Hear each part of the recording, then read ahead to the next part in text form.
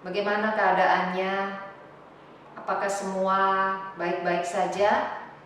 Mungkin ada yang tidak baik ya, menghadapi situasi yang kurang baik, yang sedang bersedih, yang ada persoalan.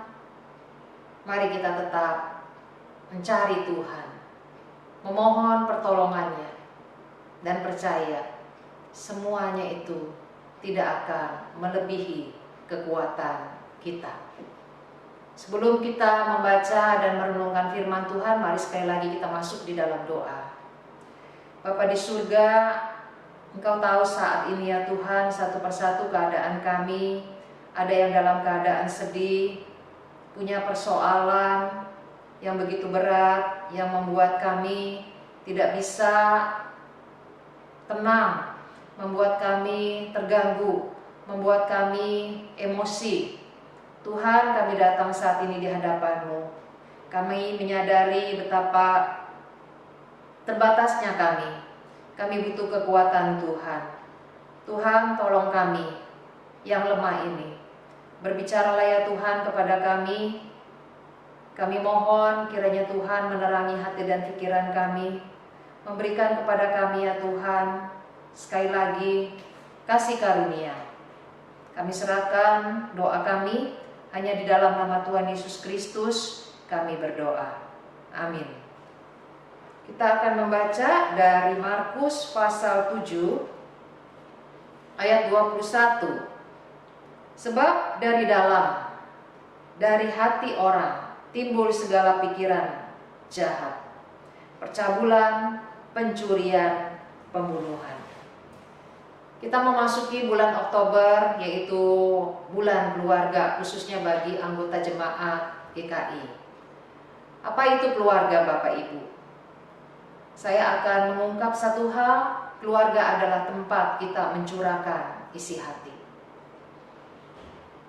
Apakah kita berani mengungkapkan persoalan kita kepada keluarga kita? Adakah keluarga kita menjadi tempat yang begitu kita rasakan nyaman untuk kita menceritakan persoalan kita? Bapak Ibu yang saya kasih dalam Tuhan, seringkali kita melihat bahwa anak-anak kita juga tidak berani mengungkapkan apa yang menjadi isi hatinya kepada kita. Kenapa? Karena seringkali mereka mendapatkan banyak kritikan, banyak peraturan. Bukan berarti kita tidak memberikan bimbingan, tapi kita seringkali terlalu cepat ketika mereka mengungkapkan apa yang menjadi persoalannya. Bapak Ibu yang saya kasih dalam Tuhan, keluarga seharusnya menjadi tempat untuk kita mengungkapkan isi hati kita. Kita sebagai anggota keluarga seringkali melihat segala sesuatu yang kelihatan, dan kita kurang memperhatikan yang tidak kelihatan.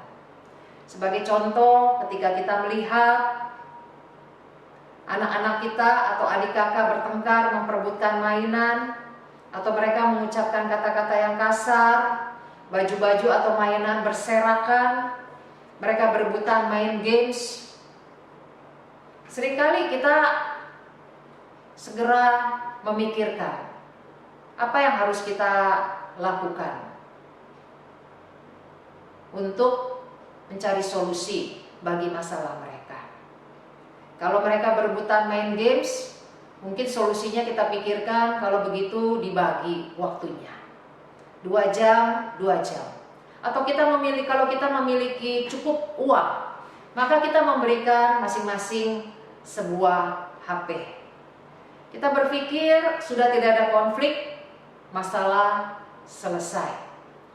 Namun sesungguhnya ini tidaklah yang tepat. Solusi ini kurang tepat. Solusi ini memang solusi yang kita anggap cepat, tetapi tidak membentuk karakter anak-anak kita. Anak-anak kita tidak lagi belajar untuk saling mengasihi satu dengan yang lain. Mereka menjadi pribadi-pribadi yang begitu egois, yang hanya memikirkan kepentingannya. Karena kita juga tidak mencoba untuk bertanya, apa yang mereka inginkan ketika mereka mereka menggunakan HP itu sendirian, tanpa share kepada saudaranya. Bapak Ibu yang saya kasih dalam Tuhan, Allah ingin kita melakukan tugas kita sebagai orang tua yang juga ikut membentuk karakter anak-anak kita. Satu waktu saya melihat ada seorang anak, ya, dia sering sekali meletakkan bajunya di kursi, jadi bukan pada tempatnya. Dia juga meletakkan handuknya secara asal-asalan. Seringkali dia juga membiarkan baju-bajunya di lemari berantakan. Ini bukan yang pertama kalinya saya mengingatkan dia untuk merapikan. Setiap kali berantakan saya panggil untuk dia merapikan. Lama-lama jengkel juga ya, capek. Setiap kali berantakan, panggil dia. Lama-lama emosi mulai meninggi. Mulai kita memikirkan, apa ya hukumannya bagi anak seperti ini. Mula-mula kita bisa mengawasi apakah hukuman yang kita berikan itu dijalankan atau tidak. Tapi lama-kelamaan akhirnya kita sendiri juga bosan. Kenapa? Karena dia tetap mengulangi, tetap taruh baju berantakan, ya, taruh baju bukan pada tempatnya. Bapak Ibu, akhirnya kita sendiri yang merasa menyerah, merasa udah nggak berdaya, udah putus asa, marah juga rasanya udah nggak ada gunanya, dan anak itu tetap dengan segala kebiasaannya yang buruk. Bapak Ibu yang saya kasih dalam Tuhan, akhirnya orang tua seringkali menyerah menghadapi kelakuan anak-anak yang kelihatan, yang seperti tadi saya katakan, ya. Mereka taruh baju berantakan, kita hanya melihat ya emang orangnya nggak rapi ya, seperti itu. Namun sesungguhnya kita sebagai orang tua harus mengembalakan. Sebuah buku yang saya baca, Masa Penuh Kesempatan, membuat saya tertantang untuk mencoba apa yang dianjurkan oleh si penulis buku ini. Ini mengubah cara pendekatan saya kepada anak tersebut. Satu waktu ketika saya melihat bajunya kembali berantakan, bantal yang digunakan itu juga berserakan, di mana-mana bukan pada tempat tidur, saya bertanya kepada dia, kenapa bajunya kok dibiarkan berantakan? Kenapa kamu biarkan handukmu kalau habis mandi juga asal digantung? Saya berbicara dengan tenang, dengan nada yang cukup rendah. Akhirnya dia melihat saya tidak marah, saya tenang. Lalu dia menjawab dengan tenang sambil mengeja, M-A-L-A-S, malas. Bapak Ibu, itu yang ada di hatinya. Itu yang selama ini begitu memenuhi pikirannya. Kemalasan itu begitu nyangkut, ya, keinginan untuk bermalas-malasan itu begitu besar. Kita lihat, saya bersyukur sekali kalau dia bisa melihat dirinya malas. Kenapa? Sebab kalau kita yang mengatakan kamu itu malas, ya, kita mulai memarahi dia dengan kata-kata yang kasar, pasti dia tidak akan dengar. Dia akan menutup hatinya dan dia tidak akan terima. Tapi ketika dia sudah bisa melihat bahwa dirinya itu malas, kita bisa melanjutkan dengan pertanyaan-pertanyaan yang mengungkapkan isi hati. Pertanyaan-pertanyaan yang membuat dia bisa melihat apa yang ada di pikirannya, yang ada di hatinya. Apa sih yang dia paling inginkan dengan bermalas-malasan? Apa yang dia harapkan? Apa yang dia dapatkan dengan dia bermalas-malasan. Bapak Ibu, seharusnya keluarga menjadi tempat untuk kita mengungkapkan isi hati. Tapi seringkali kita suka menyelesaikan persoalan seperti yang tadi saya katakan. Kita memberi ancaman, kita memberi peraturan, kita menghajar dengan kata-kata kasar. Kita berharap dengan demikian kita bisa mengendalikan, menguasai kelakuan anggota keluarga kita dan mereka nurut dengan apa yang kita inginkan. Namun segala yang kita lakukan itu hanyalah permukaan. Tidak menyentuh kepada sumber daripada kelakuan mereka yang salah, yaitu hatinya. Jadi kalau kita hanya memberikan peraturan, memang diikuti tapi hanya sementara. Ketika dia ada kesempatan untuk dia melakukan kesalahan, dia akan kembali berbuat kesalahan. Oleh karena itu kita lihat bahwa kita harus menyentuh bagian daripada hatinya. Dikatakan di dalam Markus 7 ayat 21 dalam bahasa Indonesia sehari-hari, sebab dari dalam, yaitu dari dalam hati, timbul pikiran-pikiran jahat yang menyebabkan orang berbuat cabul, mencuri, membunuh. Tuhan Yesus di sini juga mengingatkan kita sebagai orang tua, belajar untuk fokus kepada yang lebih dalam, yaitu persoalan hati, atau persoalan emosi, atau persoalan keinginan anak-anak kita. Bapak Ibu yang saya kasih dalam Tuhan, banyak kali kita terjebak, kita begitu peduli dengan hal-hal yang kelihatan, rapot-rapot, nilai-nilai yang merah, kita begitu rasa terganggu sekali. Padahal kita tahu anak kita itu pandai, tapi dia tidak berprestasi. Kita tidak berusaha untuk melihat apa yang sebenarnya ada di dalam hatinya, apa yang dia inginkan, sehingga membuat dia tidak belajar, tidak menggunakan waktunya dengan bertanggung jawab. Apa yang menjadi berhala di dalam hatinya, yang membuat dia membenarkan diri bahwa dia tidak belajar. Bapak Ibu yang saya kasih dalam Tuhan, kita perlu menggali apa yang ada di hatinya. Bagaimana kita tahu apa yang ada di hatinya? Kita sendiri perlu dengan tenang, Kita dengan tenang berusaha, bukan dalam keadaan marah-marah. Lalu kita mulai mengajukan pertanyaan yang mengungkapkan isi hati. Kita bertanya kepada dia. Jadi kita bukan sedang menggurui atau menasehati dia, tapi kita berdiskusi dengan dia.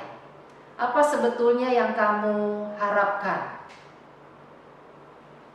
dari nilai-nilai yang begitu jelek? Apa yang kamu anggap penting ketika kamu itu bersekolah?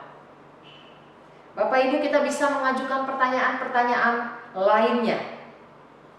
Sudah tentu hal ini tidak mudah. Kenapa saya katakan tidak mudah? Karena seringkali kita sebagai orang tua cenderung ingin menasehati, ingin memarahinya. Tapi seharusnya kita belajar untuk sabar, mendengar apa yang sedang dia ungkapkan, apa yang ada di pikirannya, yang selama ini begitu dia perjuangkan. Bapak Ibu yang saya kasih dalam Tuhan, dari 1 Petrus 4 ayat 7 dan 8, kesudahan segala sesuatu sudah dekat, karena itu kuasailah dirimu dan jadilah tenang, supaya kamu dapat berdoa. Tetapi yang terutama, kasihilah sungguh-sungguh seorang akan yang lain, sebab kasih menutupi banyak sekali dosa. Kita diminta untuk menguasai diri dan menjadi tenang. Kenapa? Karena seringkali pada waktu kita menghadapi persoalan, kita menjadi panik, kita menjadi emosi, kita mudah sekali untuk menyalahkan orang lain. Tapi Rasul Petrus mengingatkan kita, kuasai dirimu. Kalau engkau tidak bisa menguasai dirimu, bagaimana engkau bisa menguasai anak-anakmu. Dan diminta kita untuk tenang. Jadi kita lihat, saya berpikir dikatakan supaya kamu dapat berdoa. Ternyata menguasai diri dulu dan tenang baru kita dapat berdoa. Saya berpikir tadinya sebaliknya. Kita berdoa dulu supaya kita mendapatkan penguasaan diri dan ketenangan. Tapi seringkali pada waktu persoalan melanda keluarga kita, khususnya orang-orang yang dekat dengan kita itu tidak bisa menjadi tenang. Ya, emosi kita terhanyut, terbawa, tersangkut. Jadi kita lihat di sini ternyata Tuhan mau kita belajar menenangkan diri kita terlebih dahulu. Tuhan mau kita menguasai diri. Setelah itu kita diminta untuk berdoa. Kita berdoa, kita mohon apa? Kita mohon pertolongan Tuhan. Kita sadar, kita manusia yang juga berdosa. Seringkali kasih kita itu begitu terbatas. Kita minta, Tuhan, Engkau Allah yang tidak terbatas, memberikan kepada saya kasih agape, kasih Allah itu sendiri, supaya saya bisa mengasihi sungguh-sungguh anggota keluarga kita yang sedang bermasalah. Bapak Ibu yang saya kasih dalam Tuhan, kata penguasaan diri berarti menahan diri. Kita belajar untuk tidak emosi pada waktu kita menghadapi anak-anak kita, sehingga kita bisa membantu dia untuk mengungkapkan isi hatinya. Mari Bapak Ibu, inilah yang menjadi tugas kita. Keluarga bukan sekedar kita berekreasi bersama-sama, tapi keluarga juga menjadi tempat untuk kita juga boleh mencurahkan isi hati kita. Untuk kita juga boleh mengembalakan hati anak-anak kita. Kalau hati mereka salah, di dalam hati mereka ada begitu banyak berhala. Di dalam keinginan mereka ada keinginan-keinginan yang benar-benar menyingkirkan Allah, dan yang ada hanyalah kesenangan mereka semata. Mari kita datang kepada Tuhan. Kita mohon supaya kita bisa berbicara, berdiskusi dengan baik. Dan Tuhan berkenan membimbing anak-anak ini untuk kembali ke jalannya. Bapak Ibu yang saya kasih dalam Tuhan, mari kita jadikan bulan keluarga ini untuk kembali kita ingat tugas kita, yaitu mengembalakan anggota keluarga kita, agar mereka tidak takut menceritakan apa yang ada di pikirannya, apa yang ada di hatinya. Biarlah Tuhan mengaruniakan kepada kita ketenangan, mengaruniakan kepada kita juga pengendalian diri, sehingga kita bisa berdiskusi dengan mereka, dan dengan rela hati mereka juga diperhadapkan kepada firman Tuhan. Mereka mau meninggalkan perbuatan-perbuatan atau kebiasaan-kebiasaan mereka yang tidak berkenan. Kiranya Tuhan Yesus memberkati kita. Amin. Mari kita berdoa. Bapa di surga, kembali kami datang di hadapan-Mu.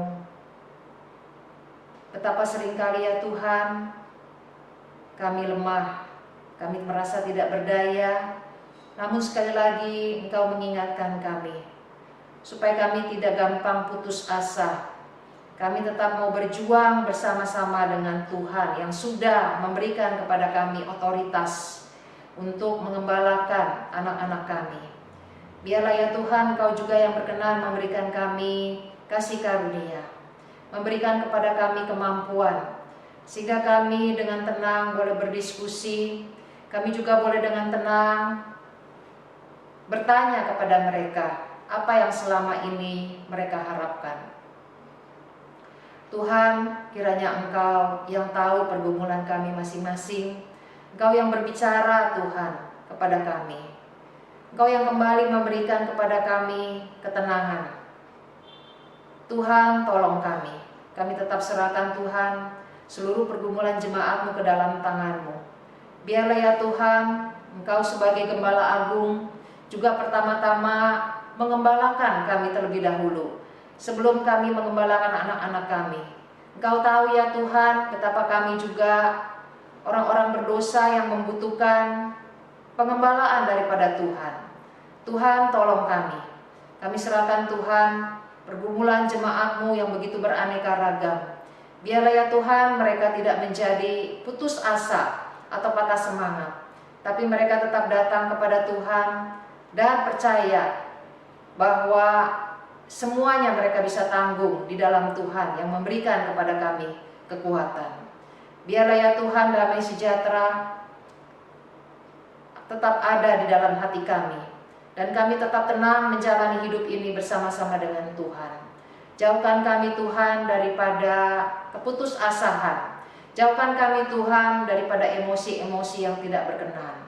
Kami serahkan Tuhan bangsa kami. Kau berkati dalam rangka mencari solusi keluar daripada pergumulan virus corona ini.